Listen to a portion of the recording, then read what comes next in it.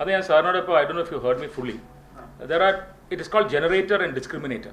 There are two groups now working at the same time. It is just like hacking and the protection. Sir, please sit down. നമ്മൾ hacking നടക്കുന്ന അങ്ങനെയാണ്. ഹാക്കിങ്ങിൻ്റെ ഒപ്പം തന്നെ protection നടന്നുകൊണ്ടിരിക്കുകയാണ്. നിങ്ങളുടെ സൈറ്റ്സിന് കൺസിസ്റ്റൻറ്റ് ഹാക്കിംഗ് നടക്കുന്നുണ്ട്. Every site there is a hacker trying to hack every second and there is a protector trying to stop that hacking every second. ഇതിങ്ങനെ നടന്നുകൊണ്ടിരിക്കും. It's a balancing effect. ഇത് തന്നെയാണ് ഇവിടെ ജനറേറ്റർ ആൻഡ് ഡിസ്ക്രിമിനേറ്റർ എന്ന് പറഞ്ഞ രണ്ട് groups ഉണ്ട്. The generator keeps on generating. The discriminator tries to find the truth and press it down. Scud missiles പോകണ പോലെ പഴയ കാലത്ത് ഇങ്ങനെ മഹാഭാരത സീരിയലിൽ രണ്ട് ആരോ വന്നിട്ട് ടാങ് എന്ന് പൊട്ടണ പോലെ. So this keeps on happening. But the unfortunate thing is the generators can be one step forward. അതാണ് ഈ പ്രശ്നം മുഴുവൻ. They keep on generating and fact checking ബുദ്ധിമുട്ടായി കാലമാണ്. കാരണം sir you will be surprised, you may even see a video of yours which you will not believe is not you. അപ്പോൾ അവിടെ fact checker, you are the person who should be fact checking. You will say this could be me എന്ന് പറയുന്ന ഒരു കാലത്തിലേക്കാണ് പോകുന്നത്. Sir we are all passing the generation. കുട്ടികളുടെ കാര്യം ആലോചിക്കുമ്പോൾ പേടിയാവും.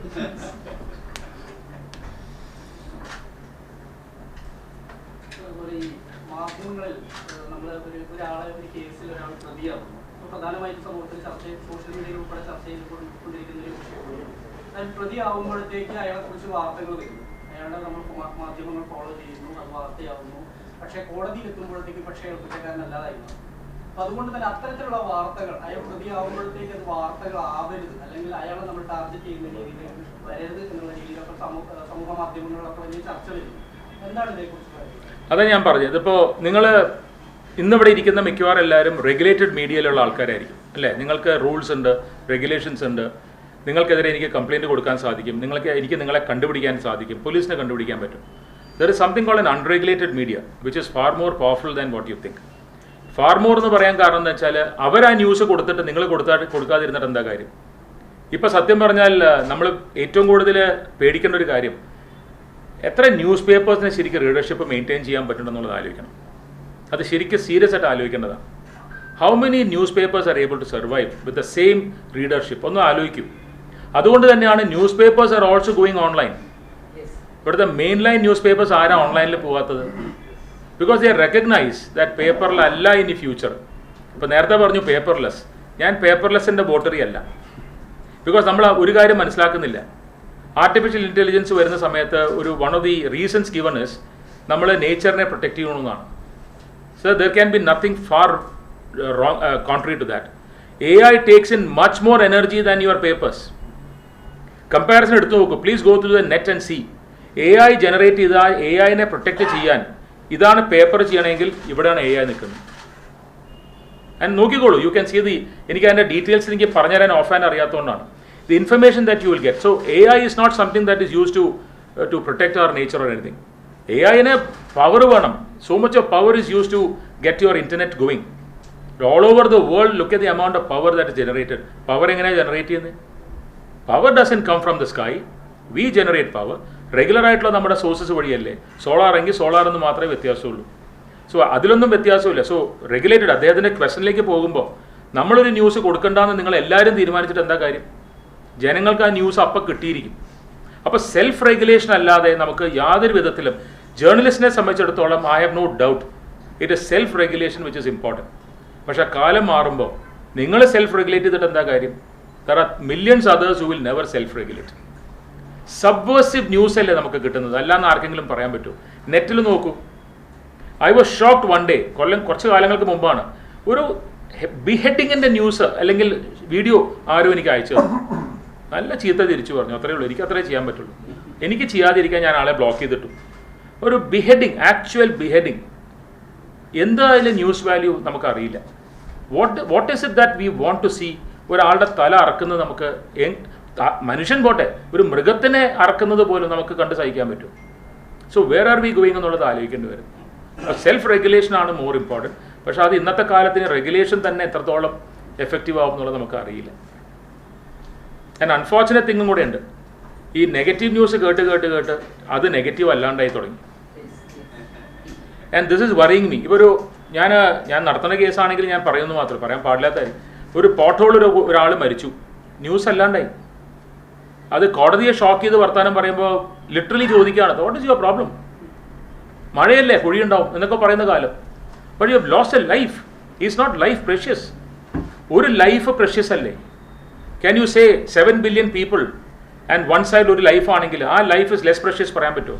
That one life is equal to the 7 billion. അങ്ങനെയല്ലേ നമ്മൾ മനസ്സിലാക്കുന്നത്? ഇത്രയും കാലം അങ്ങനെയൊക്കെയല്ലേ നമ്മൾ മനസ്സിലാക്കിയത്? അത് മാറുകയാണ്. ഒരാൾക്ക് വരാവുന്ന ട്രോമ നോക്കൂ. നാളെ ഞാൻ പറഞ്ഞല്ലോ, സാറിനെ നിർത്തിക്കൊണ്ട് ഒരു വൃത്തികെട്ട ഒരു ന്യൂസ് അങ്ങനെ ഇറക്കി കഴിഞ്ഞാൽ സാറ് വിചാരിക്കുന്നതിനേക്കാളും ട്രാക്ഷൻ കിട്ടും കേട്ടോ സാറ്. ഭയങ്കര ട്രാക്ഷൻ കിട്ടും. എന്നിട്ട് ഞാനൊരു എപ്പോളജി എഴുതാന്ന് വെക്കുക, സോറി ഞാൻ സാറിനെതിരെ എഴുതിയ തെറ്റാണ്, ഒരു മനുഷ്യൻ വായിക്കില്ല. ഇത് ഹ്യൂമൻ. ഇത് ബാബാ സാഹേബ് അംബേദ്കർ പറഞ്ഞതുപോലെ കോൺസ്റ്റിറ്റ്യൂഷൻ, ഇന്ത്യൻ കോൺസ്റ്റിറ്റ്യൂഷൻ മോശമാണെന്ന് ചോദിച്ചപ്പോൾ അദ്ദേഹത്തിൻ്റെ ഒരു ക്ലാസിക് റിപ്ലൈ ഉണ്ട്. He said Indian constitution is the best, but if it fails it is because people are wild, VILE, ക്രൂരന്മാരായതുകൊണ്ടാണ്. അന്ന് ബാബാ സാഹേബ് പറഞ്ഞാണ്. അദ്ദേഹത്തിൻ്റെയൊക്കെ ഒരു ഇൻസൈറ്റ് ഒന്ന് ആലോചിച്ച് നോക്കൂ. Can you imagine a person like that today? What a statesman he was. We should have more Ambedkars now. നമ്മൾ miss ചെയ്യുന്നത് ബാലാ സാഹിബിനെ പോലത്തെ ആൾക്കാരെയാണ്. സ്റ്റേറ്റ്സ്മെൻ വരണം.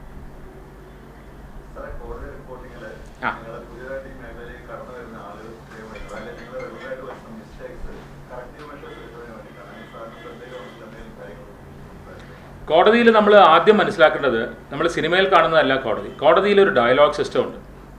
ഇപ്പോൾ ഞാനും താങ്കളും സംസാരിക്കുന്ന പോലെ തന്നെ ഞാൻ അവിടെ സംസാരിക്കുമായിരിക്കും. ഞാനൊരു മനുഷ്യനാണ്. I will have my own, എൻ്റെ റിയാക്ഷൻസ് വരാം. ഇപ്പോൾ എൻ്റെ മുമ്പിൽ ഒരു ചെറിയ കുട്ടി അടിച്ചു എന്ന് വരുമ്പോൾ ഞാനൊരു ഫാദർ എന്നുള്ള നിലയ്ക്ക് ഞാൻ റിയാക്ട് ചെയ്യും ചിലപ്പോൾ. അപ്പോൾ ചിലപ്പോൾ ആദ്യം ഞാൻ സംസാരിക്കുന്നത് ഇയാൾ എന്ത് മനുഷ്യനാണ് എന്നൊക്കെ ആയിരിക്കും ഞാൻ ചിലപ്പോൾ ചോദിക്കുക. അത് that is a way you are, that is a way we are. അത് സിസ്റ്റത്തിൻ്റെ ഭാഗമാണ്. ഈ ജുഡീഷ്യറി എന്ന് പറയുന്നത് ഹോളി കൗ ഒന്നുമല്ല. ഞാൻ നേരത്തെ പറഞ്ഞു വെച്ചു അത്. ഞാൻ പറഞ്ഞു ഇതിനെപ്പറ്റി സംസാരിക്കാൻ തുടങ്ങിയ കൊല്ലങ്ങളോളം സംസാരിക്കാം. Judiciary is nothing but people's trust എന്ന് ഞാൻ പറഞ്ഞു കഴിഞ്ഞു. ജനങ്ങളാണ് നമ്മൾ. ജുഡീഷ്യറിയിൽ ഇരിക്കുന്ന ആൾക്കാരും കൊമ്പത്ത് വീണ ആൾക്കാരോ ഞങ്ങൾ സ്കൈന്ന് നിന്ന് വന്ന ആൾക്കാരൊന്നുമല്ല. ഇവിടെ നിന്ന് തന്നെ വളർന്ന് നിങ്ങളുടെ ഇടയിൽ നിന്ന് അല്ലെങ്കിൽ നമ്മുടെ ഇടയിൽ നിന്ന് വന്ന് അല്ലെങ്കിൽ വളരെയെന്ന് പോലും പറയാൻ പറ്റില്ല, അവിടെ നിന്ന് ജീവിച്ചു വന്ന ആൾക്കാരാണ്. അപ്പോൾ നമ്മൾ കോടതിയിലത്തെ റിയാക്ഷൻ എന്ന് പറയുന്നത് ചിലപ്പോൾ അത് ശരിയാവണം എന്നില്ല. കാരണം പിന്നെ മോസ്റ്റ് ഇമ്പോർട്ടൻ്റ് ഈ ഡയലോഗിൻ്റെ പ്രിൻസിപ്പിൾ എന്താണെന്ന് വെച്ചാൽ, ഇപ്പം പറയുന്ന ആവണം എന്നില്ല നാളെ ഞാൻ സംസാരിക്കുമ്പോൾ പറയുന്നത് അല്ലെങ്കിൽ വിശ്വസിക്കുന്നത്. കാരണം ഫസ്റ്റ് ഇംപ്രഷൻസ് മാറാം. അപ്പോൾ നമ്മൾ we are sometimes quick to judge. അതൊരു ജഡ്ജിനെ സംബന്ധിച്ചിടത്തോളം നല്ല ക്വാളിറ്റി അല്ല എന്ന് എപ്പോഴും പറയുമായിരിക്കും. പക്ഷേ മനുഷ്യനായിട്ട് ജഡ്ജ് ആവുന്ന തന്നെ എനിക്ക് I think that is more relevant. മനുഷ്യനായിട്ട് നമ്മളൊരു മെഷീനെ പോലെ ജഡ്ജ് ആവുന്നതല്ല. ഈ പലപ്പോഴും ഈ ട്രയൽ കോർട്ട് ജഡ്ജസ് മിണ്ടാണ്ടാവും. നിങ്ങളൊക്കെ കോർട്ടിൽ പോകുന്നതാണെങ്കിൽ മുനിസിപ്പൽ മാജിസ്ട്രേറ്റ്സ് ലെവൽസിൽ പല ജഡ്ജസും മിണ്ടില്ല. അവർക്ക് പേടിയാണ്. കാരണം എന്താ അറിയോ, അവരൊരു ഒപ്പീനിയൻ പറഞ്ഞു കഴിഞ്ഞാൽ അപ്പം ലിറ്റിഗൻ്റെ പെറ്റീഷൻ കൊടുക്കും, ട്രാൻസ്ഫർ. അപ്പോൾ വക്കീലന്മാർക്കും ഒരു സന്തോഷമാണ്, അതേ ഗെറ്റ് എ കേസ് ഓൾസോ.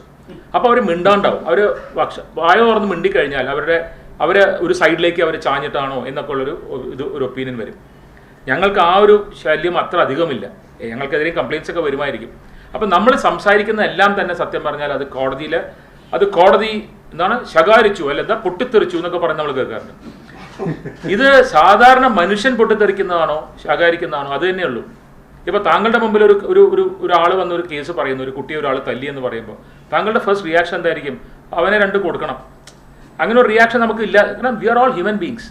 അപ്പോൾ judges are also human beings. Judges should be human. ഞാൻ നിർത്തിയത് അങ്ങനെയാണ്. I want to be a human. I don't want to be a machine. മെഷീനാണെങ്കിൽ എന്ത് കേട്ടാലും കാമായിട്ടിരിക്കും, ഒരു പ്രശ്നവുമില്ല. അങ്ങനെയല്ല നമ്മൾ മനുഷ്യർ. We are people with blood and sweat. നമ്മുടെ ഉള്ളിൽ പല എന്തൊക്കെയോ നമ്മൾ ഇക്വേഷൻസ് വരും. അപ്പോൾ കോടതിയിൽ നമ്മൾ റിപ്പോർട്ട് ചെയ്യുന്ന സമയത്ത് കേസ് ഫാക്ട്സ് കൊടുക്കുന്നതിനേക്കാളും മുതൽ അവിടെ നടന്നത് എന്താണെന്നുള്ളത് ഒരു ഓണസ്റ്റ് അപ്രീസിയേഷൻ നമുക്ക് കിട്ടണം. ആ ഒരു നീജേക്കായിട്ട് കൊടുക്കാതെ, തെറ്റില്ല ജഡ്ജിന് ഇമോഷൻസ് കാണിച്ചു, എനിക്കതൊന്നും വിഷമമില്ലാത്ത ഒരാളാണ്. എന്നെപ്പറ്റി കണ്ടമാനം ന്യൂസ് ഞാൻ കേട്ടിട്ടുണ്ട്, ഞാനിങ്ങനെ അത് ചെയ്തു. I have no problem. Let the people know what we are doing in court. കാരണം കോർട്ട് ഓപ്പൺ ആണ്. സത്യം പറഞ്ഞാൽ ഇപ്പോൾ കോർട്ട് വളരെ ഓപ്പൺ ആണ്. നമ്മൾ നെറ്റിൽ വരെ കിട്ടും. പക്ഷേ ഇപ്പോൾ ഈ ഇൻ്റർനെറ്റ് ബോംബിങ് കാരണം നമ്മൾ കുറച്ചും കൂടെ ഒന്ന് ടൈറ്റ് ആക്കിയിട്ടുണ്ട്. അത് എന്നെ സംബന്ധിച്ചിടത്തോളം സങ്കടമുള്ളൊരു കാര്യമാണെങ്കിലും ഇപ്പം നിങ്ങൾക്ക് പെട്ടെന്ന് കയറാൻ പറ്റില്ല. നിങ്ങൾക്കൊരു പ്രൊസീജിയർ ഉണ്ട് ആ നെറ്റിലേക്ക് കയറാൻ. മറ്റേത് അങ്ങനെ ആയിരുന്നില്ല, ആർക്ക് വേണമെങ്കിലും വരാം. അപ്പോൾ എന്ത് പറ്റി? ആൾക്കാർ പൊണോഗ്രഫി വരെ ബോംബ് ചെയ്യാൻ തുടങ്ങി. ഞങ്ങൾ ആലപ്പുഴയിൽ ഞാൻ ചാർജ് ഉള്ളപ്പോൾ അവിടുത്തെ ഡിസ്ട്രിക്ട് കോർട്ട് സെഷൻ നടക്കുമ്പോൾ ഒരു വീഡിയോ പൊണോഗ്രഫി നടക്കുക. അപ്പോൾ അതും അതിൻ്റെ ഈ AI അല്ലെങ്കിൽ ഈ ഇൻ്റർനെറ്റ് എന്ന് പറയുന്നതിൻ്റെ ഇതൊക്കെ ബുദ്ധിമുട്ടുകളുണ്ട്. അപ്പോൾ അതൊക്കെ ഇതിൻ്റെ ഭാഗമാണ്. അപ്പോൾ കോർട്ടിൽ റിപ്പോർട്ട് ചെയ്യുന്ന സമയത്ത് report as a human being. സെൻസേഷനലിസമാണ് നമ്മൾ ആദ്യം ശ്രമിക്കുക. ജഡ്ജി ഇങ്ങനെ പറഞ്ഞു, മറ്റത് പറഞ്ഞു, ഇങ്ങനെ പറഞ്ഞു. ആ ടോണൊക്കെ വ്യത്യാസമാണ്. അത് റിപ്പോർട്ടിംഗ് ടോൺ തന്നെ ഞാൻ കേട്ടിട്ടുണ്ട്. ഹൈ പിച്ച്ഡ് ടോണിലാണ് സംസാരിക്കുക. കേൾക്കുന്ന ആൾക്ക് ഇങ്ങനെ അവരെ ത്രസിപ്പിക്കുക, അല്ലേ? That is what you want to do. അത് സെൻസേഷണലിസമാണ്. സെൻസേഷണലിസം ട്രൂത്ത് ആവണമെന്നില്ല. But there is nothing wrong because people want it. നിങ്ങൾ ചെയ്തില്ലെങ്കിൽ നിങ്ങളുടെ കോമ്പറ്റീറ്റർ ചെയ്യുന്നുണ്ടോ, നിങ്ങളെ നിർത്തിയിട്ട് അവിടെ ചെല്ലും. അപ്പോൾ നിങ്ങളുടെ റേറ്റിംഗ് കുറയും. സോ ദീസ് ആർ ഓൾ ഇതിൽ കുറേ പ്രസ്സിനെ പറ്റി നമ്മൾ പറയുമ്പോൾ ശരിക്കും പറഞ്ഞാൽ ഇന്നത്തെ പ്രസ് അൺഎൻവിയബിൾ പൊസിഷനിലാണ്. നിങ്ങൾ യു ഹാവ് 2 ദിവസം മുമ്പ് ഞാൻ ഏതോ ഒരു ഫംഗ്ഷനിൽ ഒരു പ്രോമിനൻറ്റ് പ്രസ് പേഴ്സണാലിറ്റി ഉള്ളപ്പോൾ ഞാൻ പറഞ്ഞു, 2 പേർക്കാണ് ഫ്രണ്ട്ഷിപ്സ് കിട്ടാത്തത്, ജഡ്ജസും പ്രസ്സിനും. We will never get friends. ആരെങ്കിലുമൊക്കെ നമ്മുടെ എനിമീസ് ആയിരിക്കും, ചിലപ്പോൾ എല്ലാവരും എനിമീസ് ആയിരിക്കും. നമ്മൾ നല്ലത് പറഞ്ഞാൽ അവൻ നമ്മുടെ ഫ്രണ്ടാവും, തിരിച്ചു പറഞ്ഞാൽ ആൾ കള്ളനായി നിങ്ങൾ. So you can never get A good friend in വലിയൊരു. നിങ്ങളൊരു നല്ല പ്രസ് റിപ്പോർട്ടർ ആണെങ്കിൽ അല്ലെങ്കിൽ പ്രസ് ആണെങ്കിൽ you will only have enemies. And the same goes judges also. പിന്നെ എപ്പോഴും ഞാൻ പ്രസ്സിനെ പറ്റി പറയുന്നുണ്ട്, you should be the voice of the voiceless. ഞാൻ എന്നും പറയുന്നൊരു കാര്യം, എറണാകുളത്തെ പ്രസ് ക്ലബ്ബിൽ ഞാൻ എൻ്റെ സ്പീച്ചിൽ പറഞ്ഞാണ്, you should be the voice of the voiceless. അത് വളരെ ഇമ്പോർട്ടൻ്റ് ആണ്. നമ്മുടെ ചുറ്റും കണ്ണ് തുറന്ന് നോക്കിയാൽ മതി, ദൂരെ ഒന്നും പോണ്ട. നിങ്ങളുടെ വീടിൻ്റെ തൊട്ടടുത്തുണ്ടാവും a person who is suffering. നമ്മൾ കണ്ണ് തുറന്ന് നോക്കണം, അത്രയേ ഉള്ളൂ. നമ്മൾ നോക്കാറില്ല. നമ്മൾ എന്നിട്ട് എന്ത് ചെയ്യും? നമ്മൾ അവിടെ ഇവിടെയൊക്കെ നോക്കും, നമ്മുടെ ചുറ്റും നോക്കില്ല. തുറന്ന് നോക്കൂ, ദർ ആർ സഫറിങ് എവ്രിവെയർ. നിങ്ങളുടെ വീടിനകത്ത് സഫറിങ് ഉണ്ടാവും, for you may not know. അത് നിങ്ങളുടെ കൂടെ വന്ന് നിങ്ങളെ ജോലിക്ക് നിൽക്കുന്ന ആളായിരിക്കാം. We do not know. എല്ലാവരുടെ അടുത്തും ഒരു എംപതി കാണിക്കണം. We have to show that empathy. That makes you human. Machines don't show empathy at all. Madam ഇരിക്കൂ, പ്ലീസ് സിറ്റ്, അല്ലെങ്കിൽ ഞാൻ ഇട്ടിരിക്കേണ്ടി വരും. ജുഡീഷ്യറി, അതായത് നീതിന്യായ സംവിധാനം 79 years ആഫ്റ്റർ ഇൻഡിപെൻഡൻസ്. ഇത് ഇംഗ്ലീഷുകാരുണ്ടാക്കിയ ജീർണിച്ച് മാറുന്ന ഒരു സംവിധാനമായിട്ടാണ് എസ് എ ഹ്യൂമൻ ബീങ് ഞാൻ കാണുന്നത്. അത് ജസ്റ്റിസിൻ്റെ അഭിപ്രായത്തിൽ, കാരണം delay in justice, deny justice, it's A corruption. അതിങ്ങനെ കലാകാലങ്ങളായി നിന്നുകൊണ്ടിരിക്കുകയാണ്. ഇവിടെ ഇപ്പോൾ നിയമങ്ങൾ മാറിക്കഴിഞ്ഞു. ഫാസ്റ്റായിട്ട് ജഡ്ജ്മെന്റ് വരും. ഇവിടെ നമ്മൾ മരണം വരെ ഈ ജഡ്ജ്മെന്റ് കാത്തിരിക്കുകയാണ്. മരണം വരാണെങ്കിൽ സാരമില്ല മാഡം. മരണത്തിന് ശേഷം ജീർണിച്ച് നാറുന്ന ഇത് എന്നോ ഇത് എടുത്തെറിയുന്ന സംവിധാനമാണ്. പക്ഷെ നമ്മുടെ സംവിധാനത്തിന്റെ കുഴപ്പമില്ല മാഡം. ഐ ടെൽ യു, ഒരു ഞാൻ മാഡം പറയുന്ന എല്ലാം സമ്മതിച്ചുകൊണ്ടാണ് ഞാൻ സംസാരിക്കുന്നത്. I am also A citizen. അപ്പോൾ ആസ് എ സിറ്റിസൺ ഇപ്പോൾ എനിക്കൊരു കേസ് ഉണ്ടായിരുന്നെങ്കിൽ ഇതുപോലെ നീണ്ടാൽ ഐ വിൽ ഗെറ്റ് മാഡ്. എൻ്റെ സമനില തെറ്റിപ്പോകും. അത് വളരെ ഇൻട്രസ്റ്റിംഗ് ഒരു കാര്യം പറയാം. ഞാൻ ആരാന്ന് ഒരിക്കലും പറയാൻ പോകുന്നില്ല. ഒരു റിട്ടയർഡ് ജഡ്ജ് ഒരു എന്നെ വിളിച്ചു, എന്നെ സ്ലാം ചെയ്തു. എൻ്റെ ഒരു കേസ് അവിടെ നിലനിന്നിട്ട് എത്ര കാലമായി. Retired judge. അദ്ദേഹത്തിൻ്റെ ട്രാക്ക് റെക്കോർഡ് നോക്കുമ്പോൾ അദ്ദേഹം 3 കൊല്ലം 4 കൊല്ലം ജഡ്ജ്മെന്റ് എഴുതാതെ വെച്ചിരുന്നു. അപ്പോൾ ഇതൊക്കെ സബ്ജക്റ്റീവാണ്. പിന്നെ മാഡം പറഞ്ഞൊരു വലിയൊരു കാര്യമുണ്ട്. നമ്മൾ ബ്രിട്ടീഷ് സിസ്റ്റം, ആംഗ്ലോ സാക്സൺ എന്ന് പറയുന്ന സിസ്റ്റത്തിനെ നമ്മൾ അഡോപ്റ്റ് ചെയ്തിരിക്കുക. അതിനെ നമുക്കൊരു ഇന്ത്യൻ ഈത്തോസിൽ ചെയ്യേണ്ടി വരും. അത് ഇൻഡിവിജ്വലാണ് ഇപ്പോൾ നിൽക്കുന്നത്. ഇപ്പോൾ individual judges are sometimes cases are decided by the heart than by the brain. That is inevitable. But there are systems which will simply continue with the brain. അതാണ് ആർട്ടിഫിഷ്യൽ ഇൻ്റലിജൻസ് എന്ന് പറയുന്നത്. അപ്പോൾ ബ്രെയിൻ എന്ന് പറയുന്നത് എന്താ? നിങ്ങൾക്ക് കിട്ടുന്ന ഇൻഫർമേഷനെ interpret ചെയ്യുന്നതാണ് ബ്രെയിൻ എന്ന് പറയുന്നത്. ഹാർട്ട് അങ്ങനെയല്ല. Heart is something that tells you what is so sacrosanct. ഇപ്പോൾ മാഡം പറഞ്ഞത് തെറ്റല്ല. ഇതിൽ ഓരോ എറിയറുള്ള ആൾക്കാരും ജനറലി മെജോറിറ്റി ആൾക്കാർക്ക് സിസ്റ്റത്തിനോട് കുറേ കാലം കഴിയുമ്പോൾ വല്ലാത്ത ഒരു വിഷമം വരാൻ തുടങ്ങും. ഡിജക്ഷൻ വരും. Complacency has stepped in.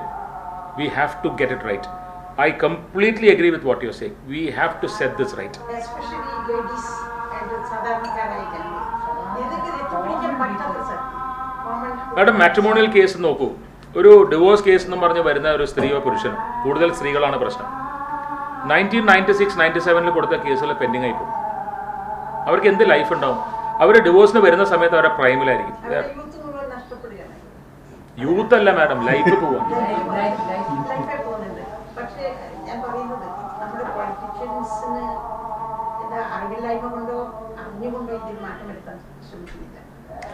പൊളിറ്റീഷ്യൻസിന് they are all ലെജിസ്ലേറ്റേഴ്സിന് മാത്രമല്ലേ പറ്റുള്ളൂ. ഞങ്ങളുടെ സിസ്റ്റത്തിന് മാറ്റങ്ങൾ വരണം.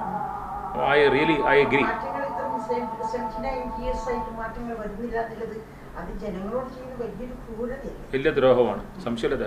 ഞാനത് എന്നെ കോടതിയിൽ കേൾക്കുന്ന ജേർണലിസ്റ്റ് ഉണ്ടെങ്കിൽ എപ്പോഴും ഞാൻ പറയാറുണ്ട്, ലോയേഴ്സ് വന്ന് 2000-ന് മുമ്പത്തെ കേസുകൾ അഡ്ജേൺമെൻറ്റ് ചോദിക്കുമ്പോൾ ഞാൻ പറയും, I M ashamed that this case is on my board even today. 5 കൊല്ലം 6 കൊല്ലമായി. I am ashamed. Ideally, I would like my cases to be over immediately. ഇപ്പോൾ 2 ദിവസം മുമ്പ് ഒരു ലോയറും ഞാനും തമ്മിൽ കോടതിയിൽ, I am generally suppose to be a very easy person as a judge also deal with. ആ particular ലോയറിനോട് എനിക്ക് ദേഷ്യം വന്നു. കാരണം നമ്മൾ സെറ്റിൽമെൻറ്റ് വിട്ട കേസിൽ ആ ലോയർ ആ സെറ്റിൽമെൻറ്റിനെ ത്വാർട്ട് ചെയ്തു. അപ്പോൾ ഞാൻ പറഞ്ഞു, നിങ്ങൾ 10 കൊല്ലം കഴിഞ്ഞ് നിങ്ങൾക്ക് 1 ലക്ഷം രൂപ കിട്ടുന്നതും ഇന്ന് സെറ്റിൽമെൻറ്റിന് ഇന്ന് 10 രൂപ കിട്ടുന്നതും ചിലപ്പോൾ സമമായിരിക്കും. അറ്റ്ലീസ്റ്റ് ആ പേഴ്സൺ ഒരു ജീവിതം മുന്നോട്ട് കിട്ടും. ഇത് നമ്മൾ ഹോപ്പ് കൊടുക്കുകയാണ്. ഈ ലിറ്റിഗേഷൻ പെൻഡിങ് എന്ന് പറയുമ്പോൾ ഒരു വലിയ പ്രോബ്ലം. മാഡം പറഞ്ഞതിൻ്റെ അതേ ലെവലിൽ ഞാൻ പറഞ്ഞുകൊണ്ട് പോകുന്നത്. I am speaking as an ordinary person. Litigation pending ഉള്ളപ്പോൾ ഒരു വലിയ പ്രശ്നം എന്താ അറിയോ? You are keeping the hope a life. ഒരു മനുഷ്യൻ്റെ ഹോപ്പിനെയാണ് നമ്മൾ എപ്പോഴും ടെസ്റ്റ് ചെയ്യുന്നത്. ജയിക്കും എന്നുള്ള ഹോപ്പാണ് അല്ലേ? ആ ഹോപ്പ് പക്ഷെ എന്ത് പറ്റുമോ അറിയോ? കുറച്ച് കഴിയുമ്പോൾ ഭയങ്കരമായ